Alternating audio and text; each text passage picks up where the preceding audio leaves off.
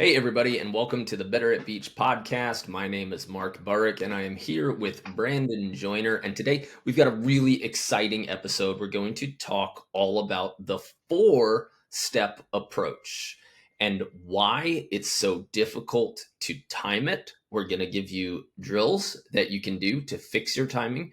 We're going to help you with your spacing, and we're going to give you some really important cues to know how to start developing that timing so that you can hit more balls hard, clean, and with vision. And so many players make really key mistakes that we are always able to fix in camps and in person, but they come into it with just a real struggle with timing. And I think timing is something that you will always focus on throughout your entire career.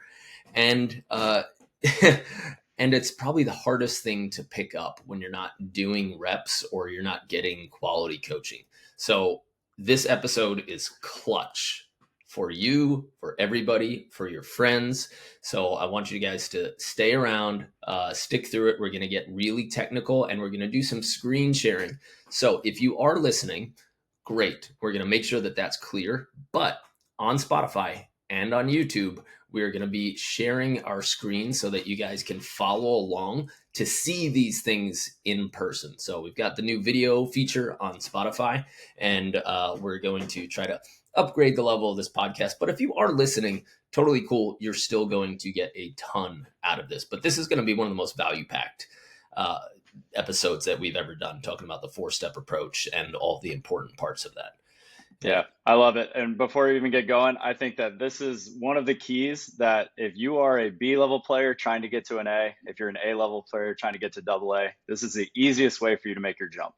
So I'm excited for this one as well. Mm-hmm. Okay, before we get to that, we've got a couple of camp announcements. We have our Punta Cana all-inclusive 7-day camp. It's going to be awesome. It was awesome last year, and it is the weekend that follows Thanksgiving. So starting November 29th in Punta Cana, Dominican Republic. Hope to see you there.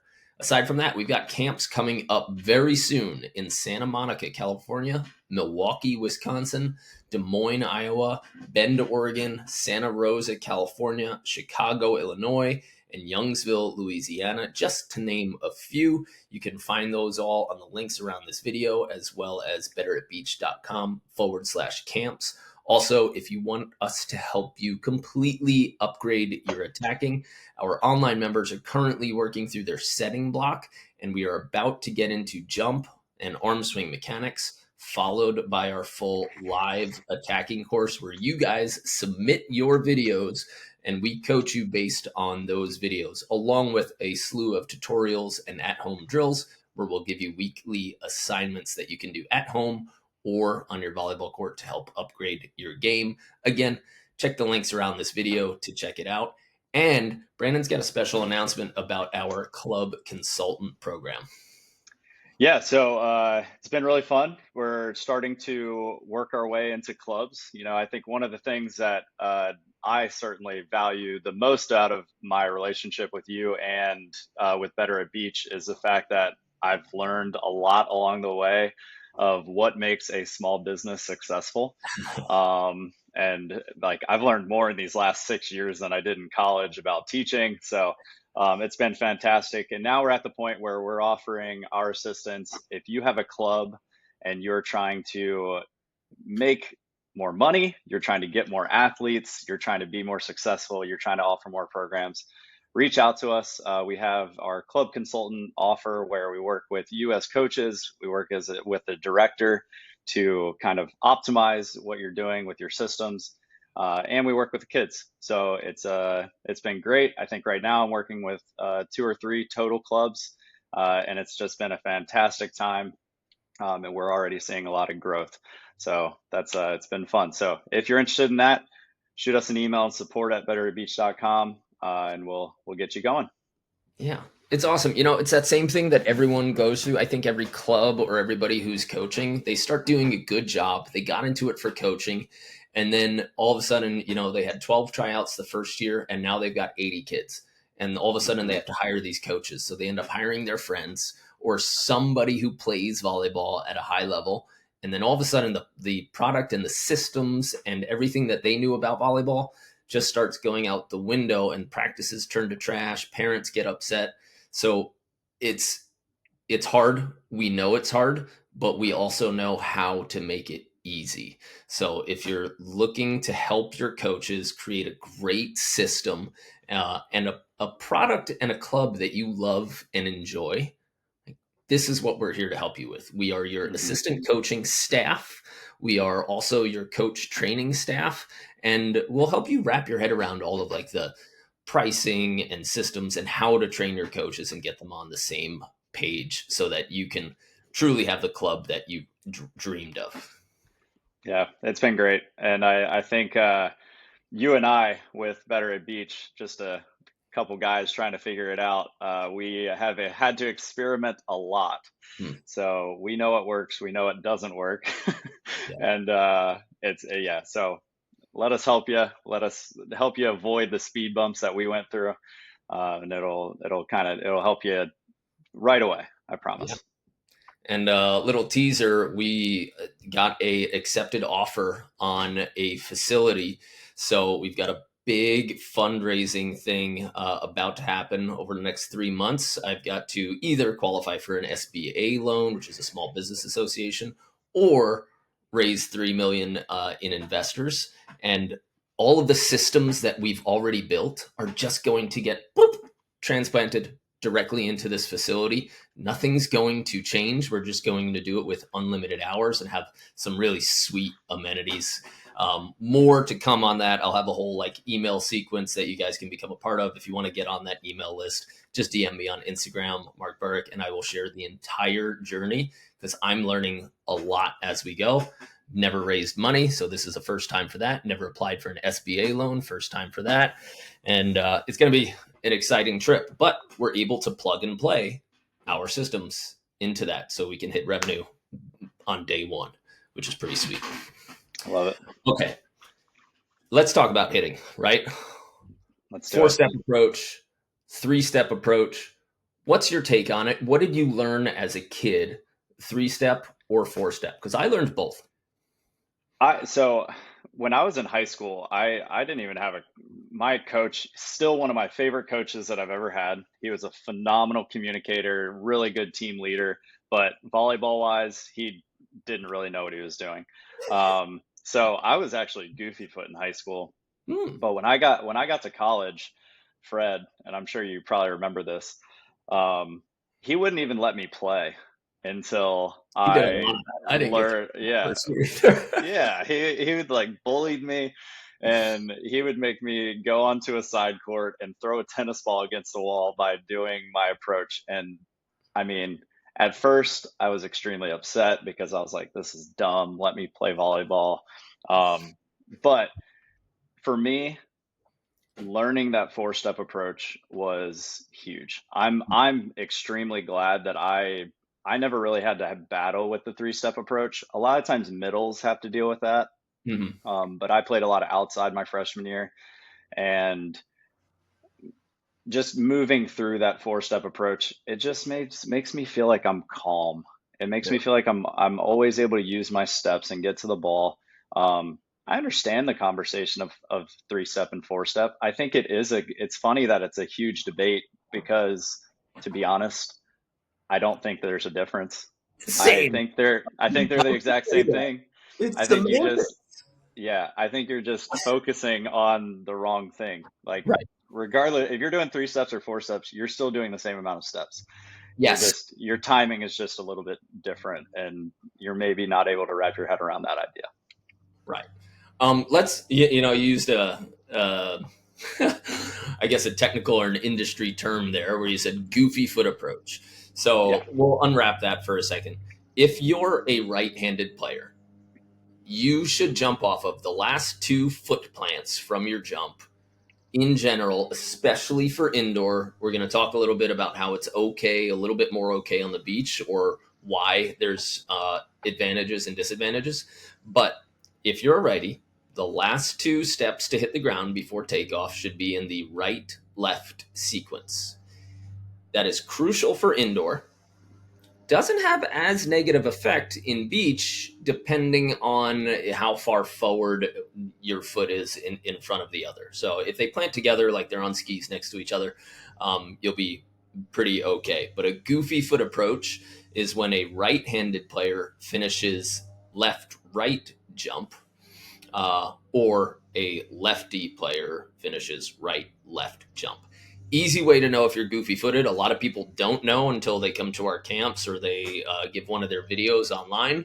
But we tell them, "Oh, you're goofy footed," and they go, "Huh? I am? Didn't even know."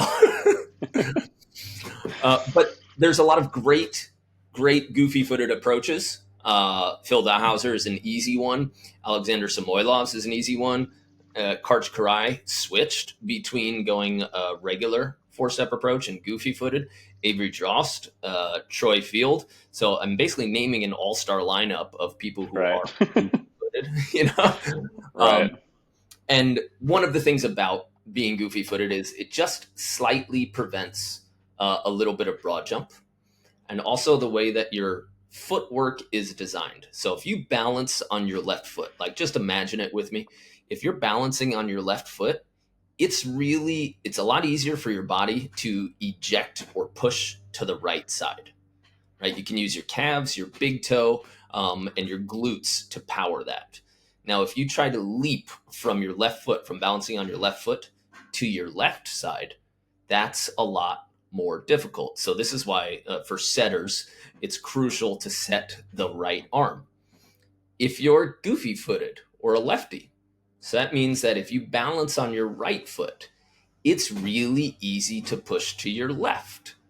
So a goofy footed approacher, if they get a set that's in front of their face or accidentally to their left shoulder, they're able to get their feet to that ball better than somebody who has a normal foot approach. Likewise, if I've got a normal foot approach, I can push off my left to the right side, so I can get those right sets that are too far to my right arm. I can get those better than a goofy foot approacher can. So there are advantages to being goofy footed, but they kind of neutralize each other because there's same advantages and disadvantages. There are balls just that you close earlier or close easier than other balls when we're talking about getting feet to ball. And when we say get feet to ball, I mean your last two steps should put you in a location that you can have a slight broad jump and have your right shoulder under the ball so that you can crank. Mm-hmm. So that's a quick discussion on like goofy foot. We do have a video. If you guys are watching on YouTube, if you just search goofy approach better at beach, we've got a few great videos that talk in depth about that and give you like slow motion video analysis. So you might want to take that in your notes or write it down or just open it up in another tab. Yeah, and just to kind of add to that, like I think sometimes when we say the word goofy, it makes people think like, oh, I shouldn't do this, Like and something, right. Something that I say like at our camps a lot is like, if you want to make this change, I welcome it, right? Mhm. Like I think if you're new in your journey of volleyball and you're goofy foot and you want to make the change, I say go for it. Go ahead and do it. If you've been playing for an extremely long time and you find a lot of success attacking, don't feel like you have to make the change. Um, there are just some things that we have to think about. So, like one of the things that I pick up on a lot with people who are goofy foot is a lot of times we spent a lot of time last episode when we were talking about our arm swing. If you guys didn't get a chance to watch that, make sure you guys scroll back and watch that episode. But we talk a lot about this torso twist, right? Mm. And opening up to the ball or opening up your body so that we can create this elasticity for our swing. And with goofy foot players, a lot of the times, if you can imagine, when you go to jump, when if you're goofy foot, a lot of times your chest will stay parallel to the net. Mm. And so like if you have like two poles going out from your shoulders, like sideways away from your body, then a lot of times that those poles will stay parallel to the net. Yeah. With a normal approach, finishing, I'm right-handed, so when I finish right left and I have my left foot is a little bit in front of my right, it automatically opens up my chest a little bit. Mhm. And so now those poles are intersecting the net. And I think so if you are goofy foot and you don't want to make the change, if you want to stay goofy foot, do it. But really focus on that torso twist so that you're still opening up your body so that you can swing. Yeah. And if you're a coach and you're working with players, especially juniors, number one, if they play both sports or you think they might also play indoor, fix it. Like, Hmm. we say fix. Make them have the normal step approach. This will be a recruiting issue if they want to play indoor. And then there are still some college beach coaches that think like goofy foot is a huge problem. So they should study more, but you might start limiting their prospects by showing a goofy foot approach. Uh, if they're playing indoor, definitely you have to adjust this footwork.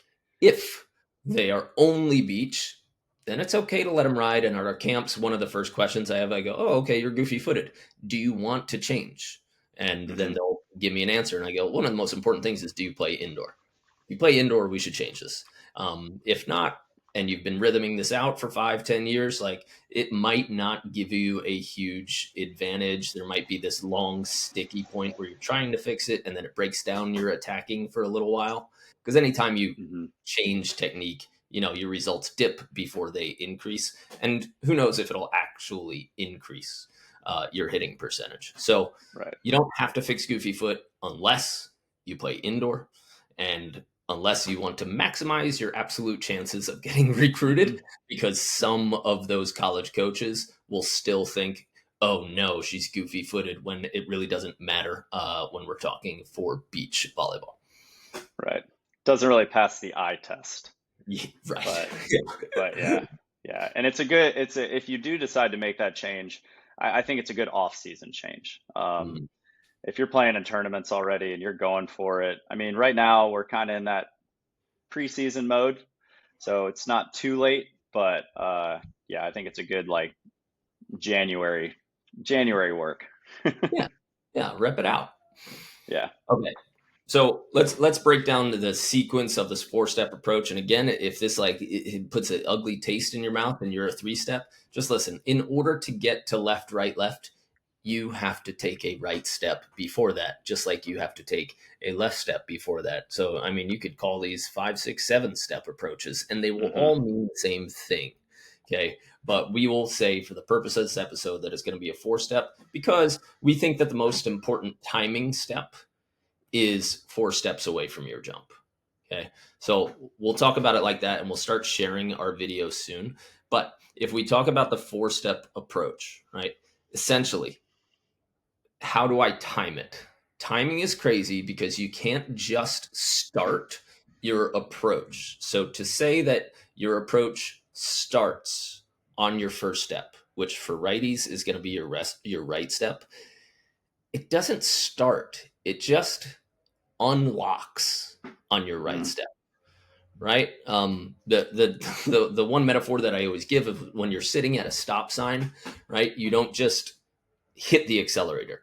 First, you release the brake. You start coasting and checking things out, making sure there are no other cars coming. Then, when the coast is clear, then you can hit the accelerator. So that should be the whole metaphor for your right step. You're just taking your foot off the brake so that you have this really slow forward momentum. Okay. That step should happen, and we're going to watch this on video in a second, but that step should happen around set contact for a normal up and down height set. So we're talking about a set that gets, 6 to 10 feet above the top of the antenna, which is a pretty standard set. That's when your right step should happen at about set contact. And I would say that a lot of pros are just after set contact or on set contact. Now, the goal is to have your last 3 steps be really free so that they can aim at the ball.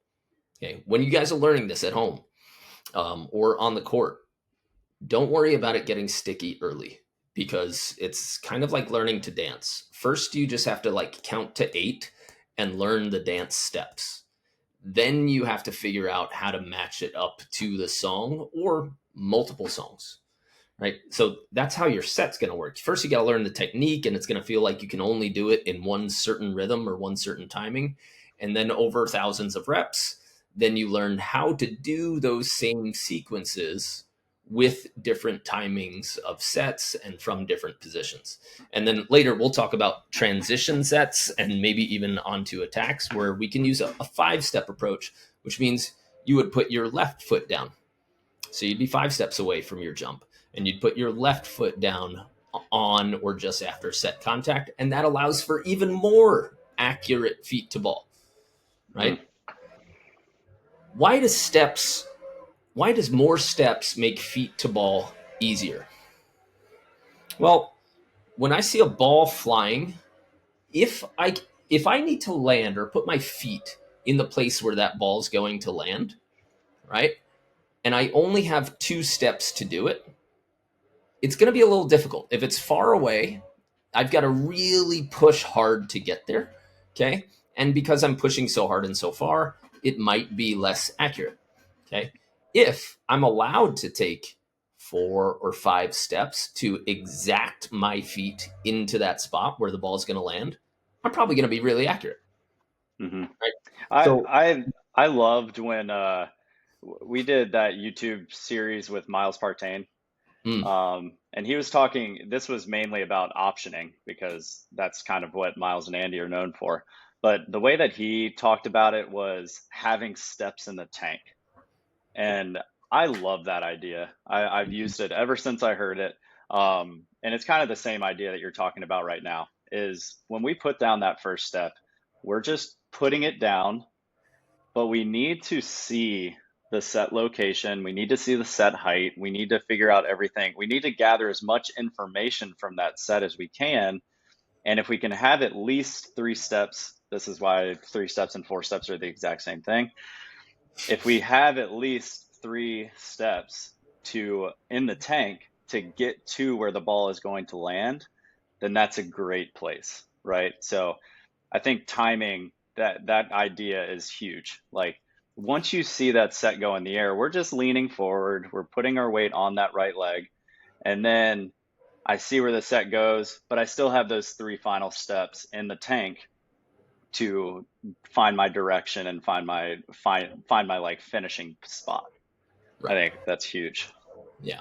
So we're going to share the screen right now, and we're also going to talk through it. But we're going to show you some of the examples. So this is an AVP match between Kyle Friend, who was awesome on the AVP and just slid into announcing, and Tim Brewster, who's still playing, and then Sean Cook and Logan Weber. So it's from a few years ago. But if we see Kyle Friend passes, and they are running during this because it's a little bit windy, they're running a little bit of a lower set than they usually do. Okay. But I want you to take a look at this. This is more of a run step.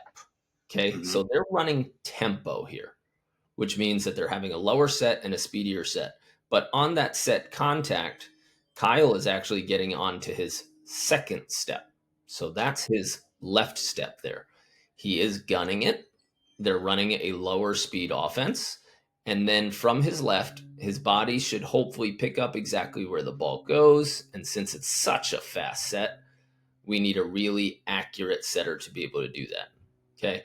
And we can see that he kind of, that set wasn't exactly perfect. It got pushed a tiny bit behind his head.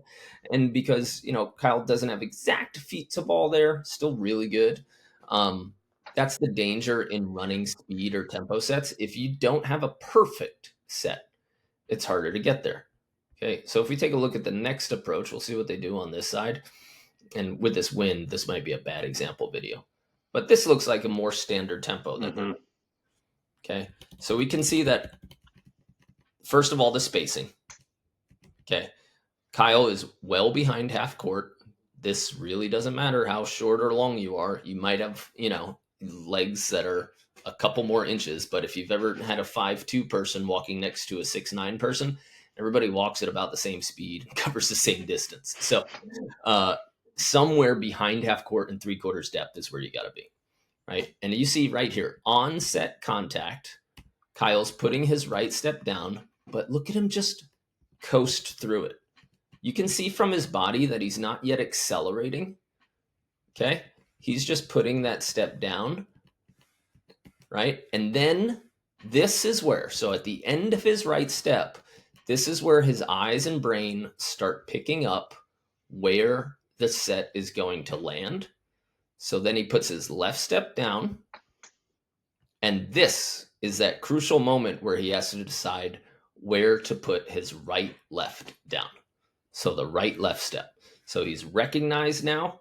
Okay. And again, a little bit of a lower set. So we're talking this is rushed, but he's recognized where the ball is. And then he takes his right left step. And if you can see, his right left step is slightly behind the ball. Okay. His, if we want to talk vision, his eyes are now peeking at the other side of the court, right? His arms are coming through, and his torso, look at his torso, it's behind his knees and feet. That is going to equal a really good vertical jump. Okay. If his shoulders were way out in front of his knees right now, he would have to use a lot more hip hinge and be pushing from the quads, and he would break his momentum and not be able to jump high. Lots of technical stuff, but this is the picture that you guys want to have. And it's so easy to do at home. Okay. If you just film from this angle, you can look at your own approach. And if you can't fix it based on this episode, submit it to us on our online platform, and then we will help you fix it over time. Okay. So then his eyes pick back up to the ball. And again, look everybody who says that you should land in the same spot that you jump from. This is one of the best players on the AVP with a 3 to 4 feet broad jump, right? That's nowhere near what he used to do in indoor when he's playing against us and with us in Sweden, right? But this is still a broad jump on a shot, so he is landing in front of where he jumped from. Okay, so again, the first step, small and easy. Okay, it looks like he's athletic. So some people will walk really high here on that first step, and that's a good cue for people to relax and slow themselves down. But once you get control of your timing, you can still be in your athletic crouchy position while controlling your timing. Okay. After, so right foot on set contact, then recognize where the set is. I've got 3 steps in the tank by the time I'm recognizing where that ball is, and then a good step close. And you can see the intent that he has with this left step, because this is where he recognizes at this moment when the ball's about 6 to 7, maybe 8 feet out of Tim's hands. And then this is where he decides to attack the ball with his last 2 steps. He attacks it with his feet. But just to keep going with that, kind of just keep doing what you're just doing. One of the things that I love about this is Kyle, and this is one of the biggest issues that we see with players, especially at lower levels, is that the ball isn't always in front of them. So if you guys look at Kyle's body with this approach, at no point is he underneath it. Like even when he goes to jump at this ball, it's still, if you had to draw a line, it's Kyle, the ball, then the net, right? And he always keeps that ball in front of him. And I think that's where the timing step is huge, is because if you're able to wait on that timing step and be slow, then you're going to keep that ball in front of you.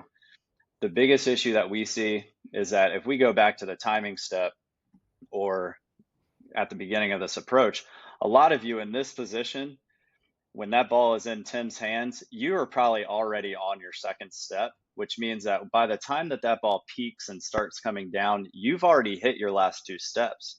Because with our approaches, we're really good at speeding up, but I think it's impossible to have a really fast first step, slow down on the second step, and then speed back up on the end. And so what ends up happening is players find themselves underneath the ball and they're waiting. So like when those last 2 steps hit, the second that last left hits, he's getting off the ground, he's getting in the air. And so if you're early, you're going to feel like you're underneath the ball. You're probably standing up and then you're having to squat down and then jump. And now you've gotten rid of all that momentum. So Yeah.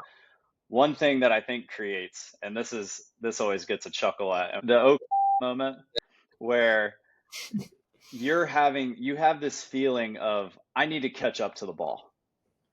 And if you create that moment, then that's when your last two steps are extremely aggressive. You're getting up in the air quickly and Mhm. you're attacking on the way up. Like creating that oh crap moment and speeding up to hit this ball, it has to happen. If you never have that moment, then you're too early, you're underneath the ball, and you've gotten rid of all the momentum energy from your approach. Mm. So sorry for the language, but I Oh had to yeah. get my point across, you know? Yeah, So yeah, yeah. So here's another look. So this is Sean Cook's approach. So if you guys are following along in video, Sean has a mediocre pass. So the pass gets behind half court.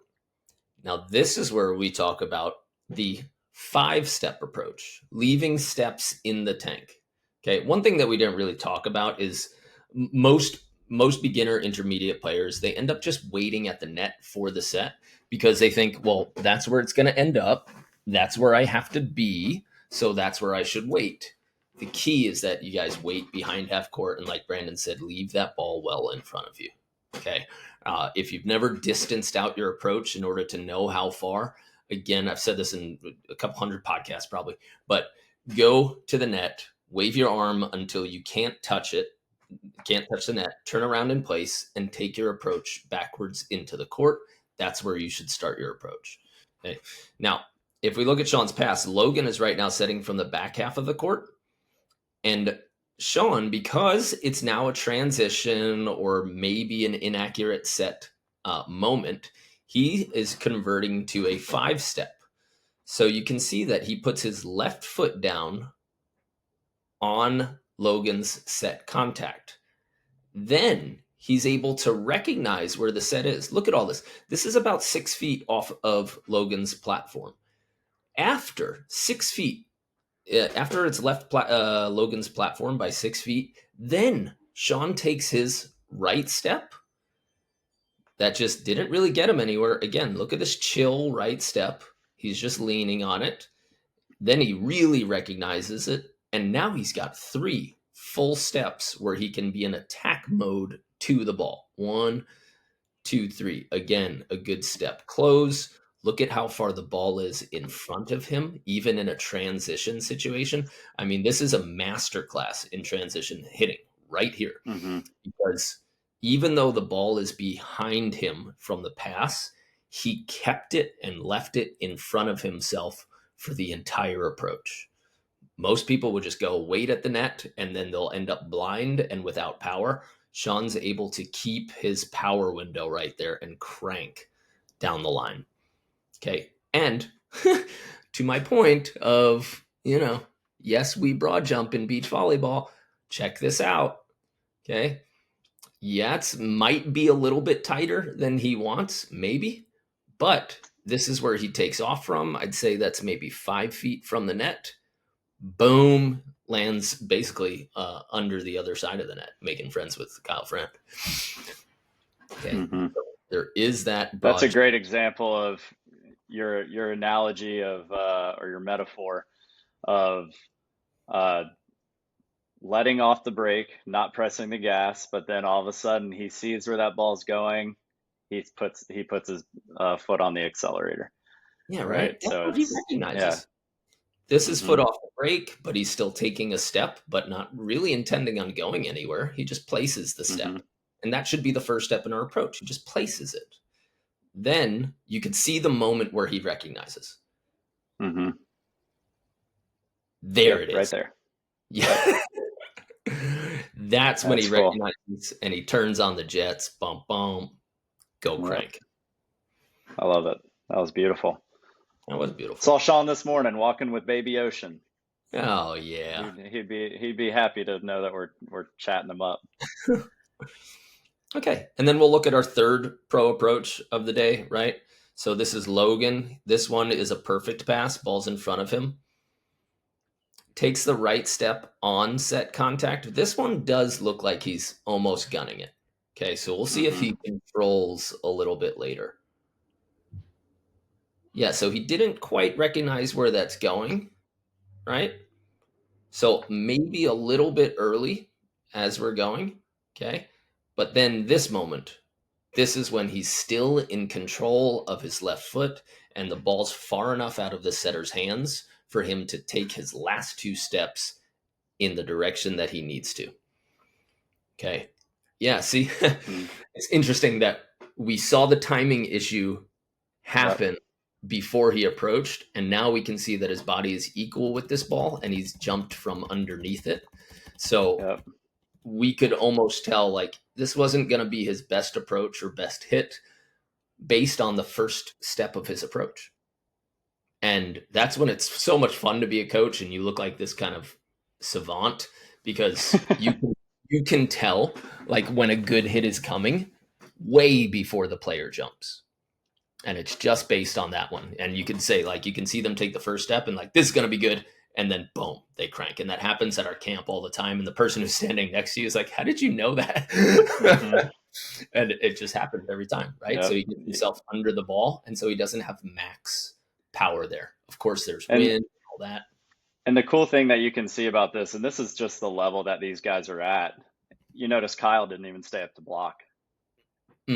Mm, So once Kyle kind of picked up on the fact that Logan was going to be underneath it, so now he's eliminated this straight down hit. Kyle's not effective at the net anymore. Kyle drops back and plays defense. So Logan did a good job of getting the ball on him quick, but I'm just as impressed with Kyle of like recognizing that earliness and then getting out of there because now he's not really effective at the net. yeah, So that's a pretty cool little clip. yeah. Would have been nice for him to use the back pedal right there instead of open that foot. Mm-hmm.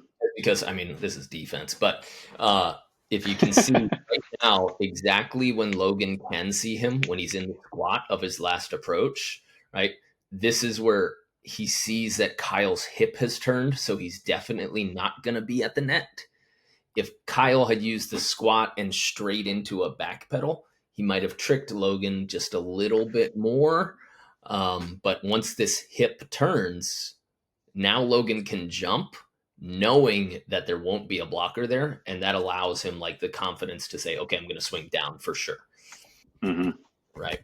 So a slight early leave, but also very good recognition. And look, he gets two hands on the dig. He just misses the dig because it's a good fast swing. So if you get two Right. hands on a dig, you didn't do anything wrong. Just keep doing it. Rep it out. Mm-hmm. All right. Last little look here at this step, but remember we're going from gold medal squared. Like this is where we learned how to coach as well for indoor. The first step, your right step, is slow. I mean like slow. Second Mm-hmm. step is faster. You're starting to be able to gain momentum, and then your last two steps are fastest, right? So the right left finish for righties is going to be bop, bop, like you accelerate hard off of the left step and your feet hit the ground as fast as possible in a squat position so that you can load up. And there's a whole bunch of biomechanics and physics reasons why that works to get you super high, but you want the last two steps to be on the ground for as short of a time as possible. I've been talking about it recently in a like a power level Mm. chat where like imagine every time. So let's say we're working on a power level of 10. So it's 0 to 10, and like every time that you put your foot down, like a little meter comes up and it tells you what power level you put that step down. And I always say like the first step of your approach should be like a 0 or a 1. It's almost like you're like trying to sneak around. Somebody's sleeping in the room, or somebody is like at home. Maybe you came home late and you're not trying to wake anybody up. You're like kind of just creeping around the house. You stuck in your house a And lot. so no, I was a goody two shoes. Yeah, no, that wasn't me. In college, different story. But so when that first step should be like a 1, maybe a 1.5, 2. The second step, maybe we're getting up to like 2, 3, but then those last two steps should like be off the charts, like Mhm. a 10, 100%, or maybe even a 12 if that's possible. But Yeah. making sure that your steps are different power levels. First two can be light, last two can be really aggressive. Yeah. And so, we're supposed to do a whole section here on exercises and things to like help your vertical and help your timing. But one of those is if you sit on a box that's about leaving your feet at about 90 degrees. If you rock back so that your feet are in the air and then you slam them into the ground and jump, and make that contact as fast as possible. That's a drill both you and me, I think, did in college. It helped with timing for the ball because the coach would toss while we were rocking back. Then we would recognize, slam your feet on the ground, get up as fast as possible, and then go. Because if you rock forward and you put your feet on the ground before um, before you recognize where that ball is, then your feet are going to delay on the ground. And for reasons, again, with physics and biomechanics, you're going to be slower or you're going to jump lower because you don't have that plyometric reaction. So, a really cool drill that we did in college and that you can do alone in the gym, or you can bring a volleyball and have somebody toss it and then slam your feet on the ground is get yourself a plyo box or anything that you can sit on at 90 degrees, rock back to lift your feet on the ground, and then rock forward and have as quick a contact on the ground as possible and get as high as you can. If you add the ball, go ahead and spike the ball after that coach tosses, right? That's a really good drill, but it really helps you understand, oh, the ball's up, but I don't go until I know it's time to go. And that's how Mhm. you develop timing. It's not just trying to like match the steps into the sequence really, but it's seeing the ball and then going, okay, now I can get it at my highest point, and then you slam at max velocity. Yeah. Okay, so Another really, another drill another drill that we do is called like if you don't have a box or anything like that, we call this the flamingo drill, yeah, where you would just be waiting on that. If for me, I'm right-handed, so my approach is right, left, right, left. I'm gonna get rid of that first step. I'm gonna be hanging out only on my left foot. My right foot is in the air, and mhm, same idea. Somebody tosses the ball for you, and all you have is your last two steps to get up in the air. You're gonna same thing. You're gonna notice the exact same things that Mark was just talking about, where if you go onto those last two steps, you're gonna be early. mhm. But if you are decide and you are able to read that set and the timing, and you hit the ground and then get up high and hit, then that's gonna find that same outcome. Yeah, and as coaches, we like messing with that timing, right? So if you hang out on your left foot, I'm going to toss one low ball, and then without telling you, I'm going to toss you a high ball, and that will tell me if you have the patience to allow yourself to hit the ground, to hit the last two steps with max velocity.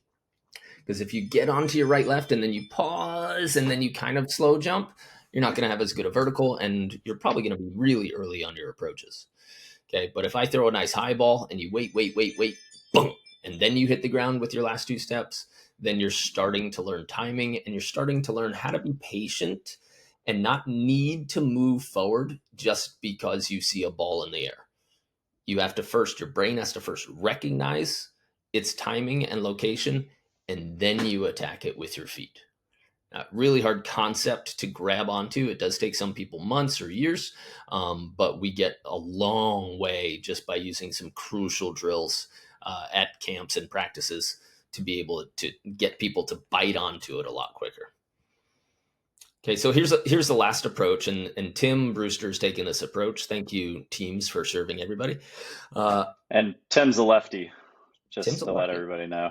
Yeah. Okay, so some people might call that a five-step approach. Hmm. Some people might call this a four-step approach. At this point, it becomes a three-step approach. Like it's semantics, right? One leg in front of the other. So, we're all right. yeah, Nobody's wrong. yeah. Everyone's right. Three steppers, four steppers, two steppers, we're all friends. Okay. Yeah, we're all friends. All right. But he's a lefty. So his first step of, if we're calling it a four-step approach, is going to be his left step. And look, he's got a little bit more patience.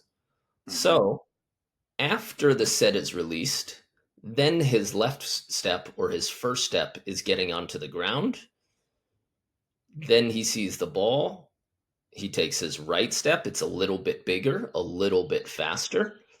Ball is still very much in front of him. And then this is where he attacks the ball. Okay, little hip wave there. We're not going to talk about it this episode, but little hip wave there, and you can see he's just barely under the ball, but it's still kind of in front of him. So I don't think this is going to be his most powerful attack, right? But yeah, see. Yep. Okay, just misses, maybe outside. Yeah. Okay, so we can see during the approach. Isn't that interesting? That like we've seen during the approach in slow motion where these inefficiencies happen that lead to hits that are not so great. And these are pros, and we can see this in the first 2 or 3 steps, right? Hmm. With amateurs, we can see it happen way earlier, right? But he got himself a little bit under the ball, maybe by having like his steps a little bit too fast, even though they were delayed. And he got himself a little bit, I mean, still pretty close to carving this, but once he's under the ball and you can see that his chest has already passed the ball, he's not going to have power anymore because that ball's not in front of him. And this is a position that a lot of players get stuck in where they're directly under the ball. Okay. And then, yes, he broad jumps just a tiny bit, right? Yeah. And another thing that I noticed on this is, and we see this a lot, is if your timing of your approach is good, then a lot of the times your approach is in a straight line and you're able to land balanced. If you're early, then at the end of your approach, a lot of times we see side to side movements. And if you let the play keep going, Hmm. you'll notice that Tim is going to be finishing on the ground. So like that shows me that his feet were not in the right spot. His takeoff was not, it didn't allow him to land balanced. And if you notice now he's out by the sideline laying on the ground. Hmm. And so in a perfect world, Tim did a great job of having a slow or having a late first step, but he didn't make it slow.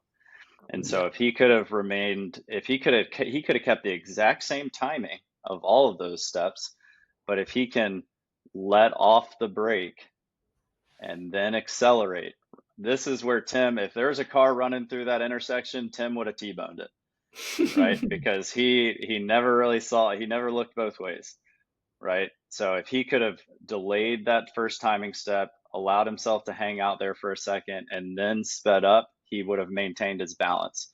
A lot of times, if I have players at camp that have a problem with this, I give them a challenge where when they're done attacking, I want them to finish like they're a gymnast trying to get a perfect 10.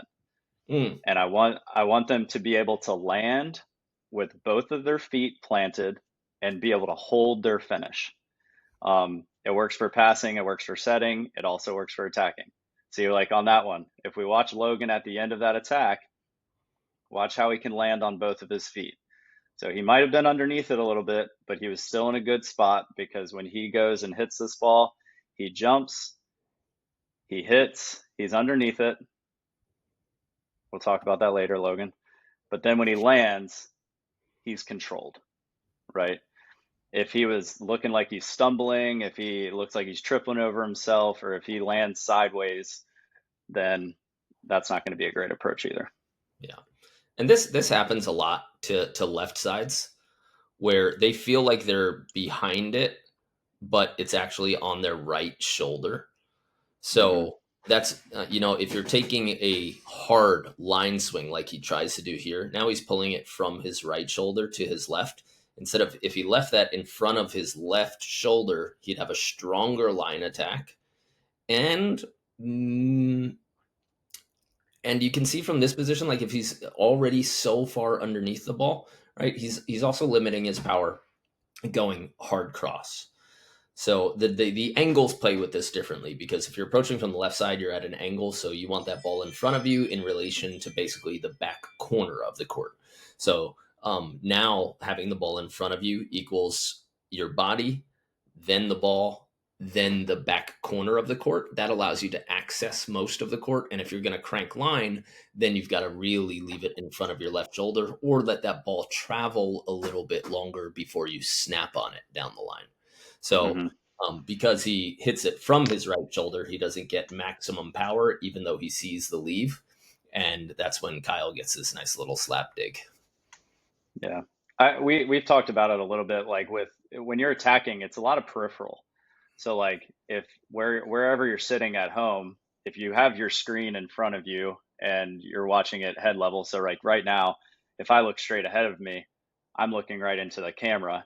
Mm. If I have a ball that's straight up above me and I'm looking at it, I can't see the screen anymore. Hmm. But if I bring this ball in front of me now, and now it's kind of straight in front of, it's like maybe 45 degrees, then now, even though I'm looking at this ball, I can still see the screen. I can't see you per se, but Right. I can still see that there's a screen there, that there's something going on, and that we want to feel like we're in the same position when we're attacking. Yeah. Okay. And then he does a good job of letting this ball drift in front of him. It looks like he's there early now, but remember, we're looking at it from the side, and he's got a left side's approach, which means his body is still behind this ball in relation to the diagonal corner. And then he lets it keep carrying. So now this ball gets in front of him. So he's in the perfect attack position. And look at the angle he can access from there. Hmm. Head is above the net. That's convenient, And right? there's that ball contact angle that I was just talking about. Hmm. And a nice diagonal cross slash cut shot that lands 7, 8 feet from the net in front of the defender. So really sick. Yeah, not all of us can be Logan. No, no. Most of us want to be. Right. Okay, so there's essentially we turned a podcast into an attacking masterclass there with video. If you guys were listening, bookmark this, save it, just share the link, add it to a message between you and your friends, because these videos in combination with what we just did, like that is a full free attacking masterclass with video demonstrations. And if you want to fix your attacking, you should, for some videos, film from this angle, far outside the court and looking at it sideways. And then the other best angle is from the back middle of the court. Please stop filming matches diagonally or from corners. Back middle will give you the best look at your overall game. And if you're looking specifically at your attacking, it's cool to put it well far back from the net and along the sideline so that you can see the entire court in one landscape view. And then if you do that, you've got weapons to submit to us in our online program where we can help you and show you exactly what you're doing and give you the drills to fix it. That was, Love yeah, it. That this, was great. if it doesn't go viral because of the thumbnail and the title, it's gonna go viral for the shares, Yeah. because this Hope. is Yeah. the Share most it up. and what people need the most help on. And we didn't even talk about setting, because without a good pass and set, this stuff becomes really difficult. And most Hmm. times people think their attacking stinks, and they come to our camps for help with that. And then we fix their passing and their setting of their partners and everybody around them. And then they're automatically executing better hits. So Right. trusting your setter is a But pretty big deal. also it allows you as the attacker to take ownership. Yeah. Obviously we want a good pass, we want a good set, but this timing, it's even more important if you get a bad set. Yeah. Being able to delay on that first step. If you get set 10 feet off the net and you're used to getting set 3, it's even more important to hold that timing step and feel calm, because then you still look like an attacker. Mm-hmm. If you're super early and you don't have any of this timing or any of this approach, any of these approach mechanics down, you're just surviving. Yeah. And so, yeah, take ownership. Obviously, do the work. Make sure you're a good passer. Make sure you're a good setter. But once you make that pass as a passer, that's the beauty of the sport, is that you can't control the set. Hmm. but you can control your attack timing, you can and control your steps, and you can still take ownership. So many times that, I mean, even when you and I played together or when we were in college and I was setting you, like maybe I miss you, but you do a great job of being a good partner and using your footwork to fix my mistake, right? So like this allows you to better the ball. That's what volleyball is. We want to pass well, the setter has to better the pass. Hmm. Once that ball goes up, the attacker has to better the set. Yeah. And so all of those keys are super important to get that done. Hmm. Hmm.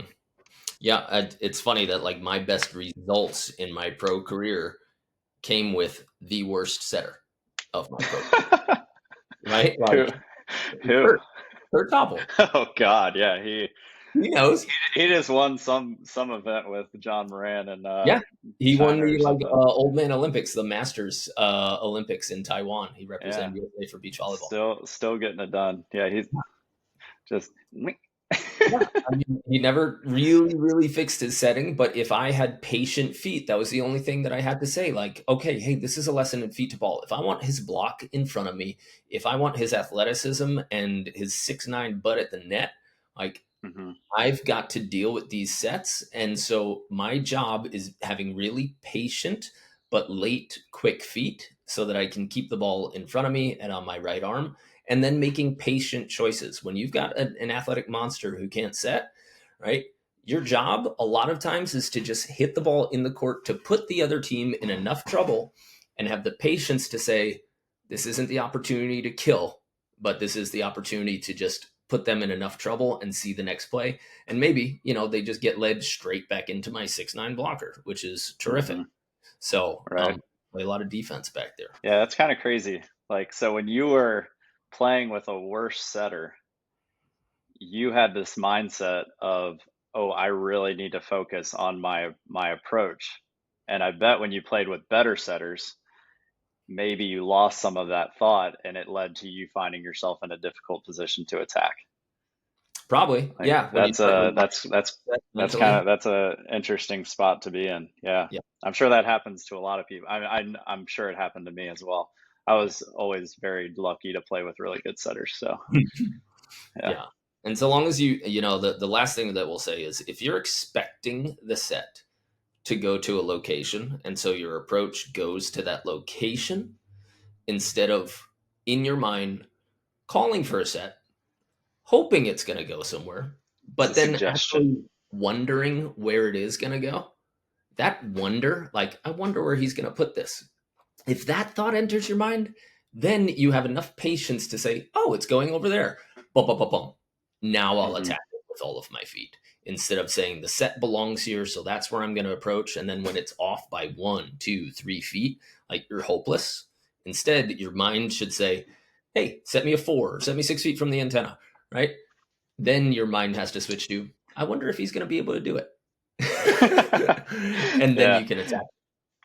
Yeah. The set calls it. It's a suggestion, but then you have to deal with whatever they give you. Yeah. Okay, guys, if you want our entire collection of drills for attacking, and you also want us to help you by you submitting videos just like the ones that we looked at so that we can critique your game, you can just go to betteratbeach.com/virtual training. You will find that we have this course available along with our coaching and, of course, our workout programs for volleyball players. And while you're on the website, sign up for a camp. Let's work together for 8, 16, 22 hours in one weekend. Um, Pretty banger opportunities there. And if you're ever in Southern California, go ahead to, again, betteratbeach.com, find the Los Angeles or Hermosa tab, and you can find our 3-hour Sunday clinics. You can find our 3-day camps in Santa Monica, and you can find our regular drop-in classes, which are always available. Yeah, I'm going over attacking this weekend. Did Nice. passing and setting last weekend. This Sunday, the 15th. What is it, Sunday? I think it's the 15th. Mm, All attacking. So I'm love just it. going to use this podcast. I'm not even going to coach. I'm just going to play this, and I'm going to tell them to go play. Yes.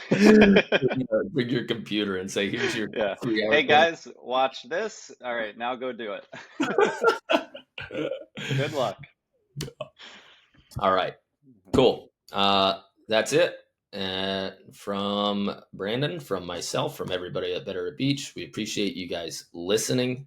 And thank you so much. If you haven't subscribed to our channels or our podcast, please do so. If you want to share this with a friend or a coach, go ahead. This has been a masterclass in attacking, and we really hope that you've enjoyed it. So we will see you on the sand.